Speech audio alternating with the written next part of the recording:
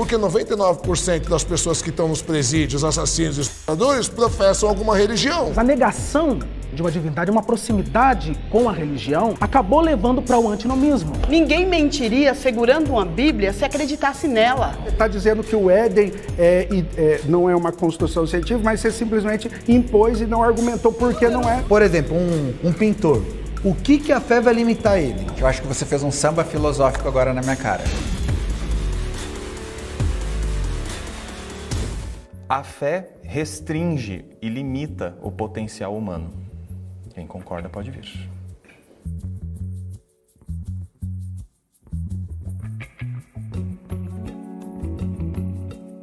O meu problema com a fé, primeiro é a própria definição dela, que a própria Bíblia dá em Hebreus 11:1, que é esperar as coisas não vistas, ou seja, a fé é acreditar sem provas. E o problema disso é que ela funciona na sociedade como um mecanismo de dominação ideológica. Por quê? Porque a fé ela só existe, né, assim como a esperança, na falta. Né? Então, o que basta? Basta você acreditar que vai ter. Porque quem tem não precisa ter fé. Então, se eu tenho um carro, não preciso ter fé que vou ter um carro. Não preciso ter esperança que vou ter um carro. Nesse caso, a fé e a esperança elas andam de mãos dadas. Né? E eu não posso, na impossibilidade de fazer ser. Por quê? Porque se eu posso fazer acontecer, não preciso ter fé, não preciso ter esperança. Então, enquanto objeto de manipulação ideológica, quem mais acredita? Então, a gente tem estudos já comprovando que os países mais religiosos, eles são de maior manipulação, inclusive, tanto de pessoas inescrupulosas como de políticos. Por quê? Porque eles usam a fé das pessoas, usam a falta que elas têm, às vezes de recursos financeiros ou de outras coisas, né, para poder se valer e poder usar como corrupção ou explorar as pessoas. Então, o meu problema com a fé é muito mais, não da pessoa que tem fé em si, porque a pessoa que tem fé genuína, ela está precisando, mas do mau uso que a fé é feita enquanto dominação ideológica na sociedade. Meu nome é Marcos, mas sou conhecido como Chileno Gomes. Eu sou formado em filosofia, sou formado em teologia, tenho algumas outras formações, várias pós-graduações, tenho mestrado em psicanálise. Por que o ateísmo? Eu fui criado num lar muito cristão, mas devido aos meus estudos e raciocínios lógicos, eu comecei a encontrar incoerências nas doutrinas que me foram apresentadas. Estudei várias outras religiões e hoje não vejo nenhuma evidência de que possam me apresentar a ideia de um Deus criador, ou de um Deus que controla, ou de algum arquiteto maior. Não sou nenhum ateu militante, né? Eu defendo o direito de cada um acreditar no que lhe faz bem. Mas, para mim, é uma ideia que não faz sentido. Funciona muito mais como uma ferramenta de manipulação ideológica. Meu problema com a fé, em geral, é o quanto ela faz tu parar de procurar coisas através de evidências. O quanto ela te prende em um ciclo que tu não consegue evoluir além dele, né? Então, você crê sem evidências e nunca contesta essa crença. Então, isso acaba te limitando, inclusive em aprendizado, inclusive na evolução da ciência, de aceitar novos conceitos, de aceitar novas formas de viver em sociedade.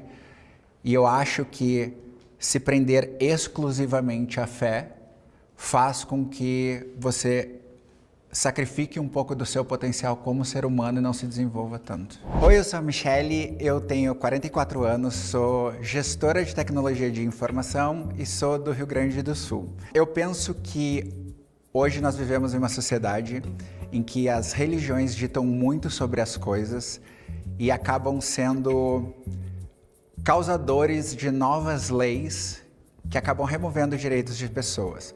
Eu me tornei ateísta por não achar evidências da existência de qualquer Deus, então eu acho que seguir as regras de um Deus que não existe não são válidas na sociedade.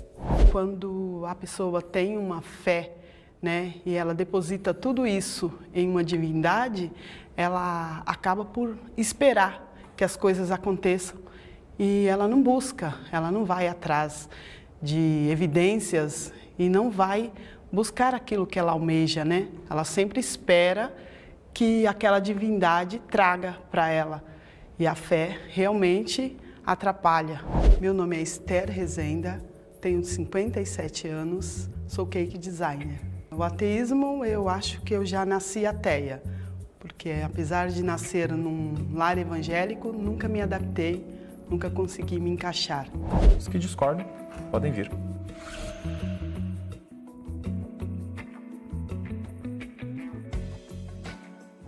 Bom, eu discordo da afirmação porque historicamente se comprova o contrário, visto que a fé prosperou países como, por exemplo, os Estados Unidos, como países cuja matriz era protestante. Claro que eu estou falando da fé bíblica.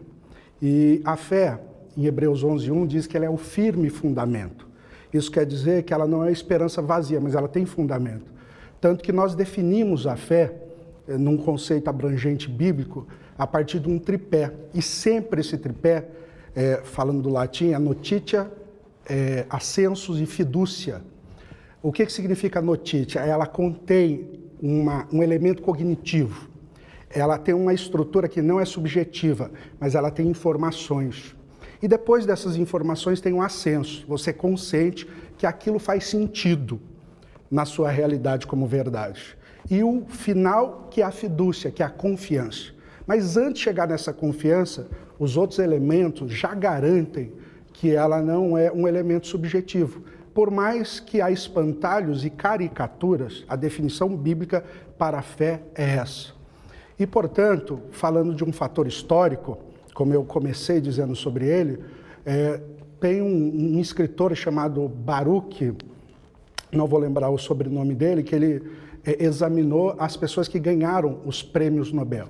E dentro dessa listagem, 60,4% eram cristãos, ou background cristão. E 0,4% judeus, 1% islâmico. E só 10,5% era ateus. Então veja que, citando a frase de Blaise Pascal, a razão está a serviço da fé, mas a fé está acima da razão. Então ela não começa, isso é fidúcia, ela não começa fé pela fé, mas ela começa pela razão e claro que muitas vezes vai escapar, mas isso é um elemento desbravador e não um elemento de restrição.